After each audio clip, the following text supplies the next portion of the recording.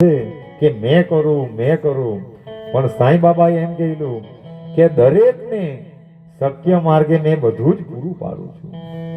કદાચ કોઈ બાબા પર ભરોસો રાખીને ઘેરનું કામ ચાલુ કરે, ખાલી ને ખાલી બાબાને પ્રાર્થના કરે, એ ઘેર કેવી રીતે પૂરું થઈ જાય એ ભક્તને ખબર પણ નહીં પડી।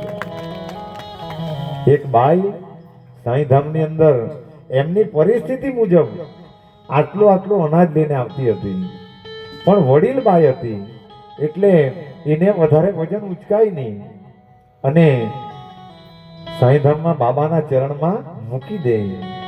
એ બાઈ ગમે તેવી હશે પણ એમની ભાવના શુદ્ધ હતી। પણ જ્યારે દીકરાના લગ્ન આવ્યા ત્યારે એમણે બાબાને પ્રશ્ન પૂછ્યો કે બાબા મારા દીકરાના લગ્ન છે તો પાર પડી જવું જોઈએ।